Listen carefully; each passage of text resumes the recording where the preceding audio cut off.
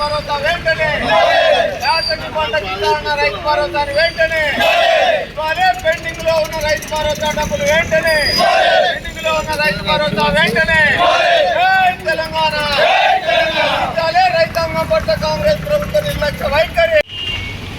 రాష్ట్రంలో అధికారం రావడం కోసం కాంగ్రెస్ ప్రభుత్వం అనేక అబద్ధపు వాగ్దానాలు ఇచ్చి అధికారంలోకి వచ్చి ప్రత్యేకించి రైతాంగానికి ఇచ్చినటువంటి ఎకరానికి 12,000 రూపాయలు రైతు భరోసా చెల్లిస్తానన్నటువంటి కాంగ్రెస్ ప్రభుత్వం 2.5 సంవత్సరాల పాలనలో ఏ ఒక్క పంటకు కూడా సరిగ్గా రైతు భరోసా చెల్లించకుండా రైతాంగాన్ని నిర్లక్ష్యం చేస్తుంది.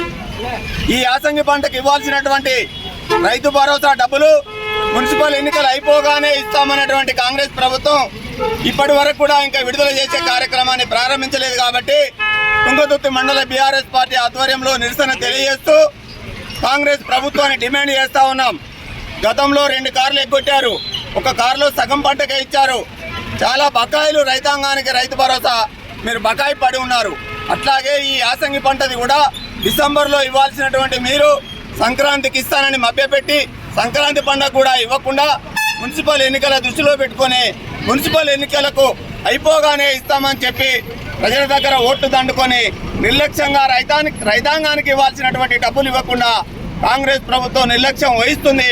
వెంటనే కాంగ్రెస్ ప్రభుత్వాన్ని డిమాండ్ చేస్తా ఉన్నాం. మేము రైతాంగానికి యాసంగి పంటకు రావాల్సినటువంటి రైతు భరోసా ఎకరానికి 6,000 రూపాయల చొప్పున విడుదల చేస్తూ గతంలో రావాల్సినటువంటి బకాయి భరోసా డబ్బులన్నీ కూడా చెల్లించాలని కాంగ్రెస్ ప్రభుత్వాన్ని ముఖ్యమంత్రి రేవంత్ రెడ్డి గారిని డిమాండ్ చేస్తా ఉన్నాం. ప్రజలకు విజ్ఞప్తి చేస్తా ఉన్నాం. అయ్యా, కాంగ్రెస్ ప్రభుత్వం ఎప్పుడు ఓట్లు వస్తే అప్పుడే ప్రజల్ని మభ్యపెట్టడం కోసం ఓట్ల తర్వాత ఇస్తామని చెప్పుకుంటూ నిర్లక్ష్యంగా రైతాంగానికి ఇవ్వాల్సినటువంటి డబ్బులు ఇవ్వట్లేదు. కనీసం యూరియా కూడా సప్లై చేయట్లేదు. అదే మన కేసీఆర్ గారు ప్రభుత్వం ఉన్నప్పుడైతే నాట్ల కన్నా ముందే వరి నాట్లు ముందు రైతులకు రైతు భరోసా ఇచ్చి రైతాంగాన్ని అప్పులపాలు కాకుండా చేసినటువంటి గొప్ప మాజీ ముఖ్యమంత్రి కేసీఆర్ గారు.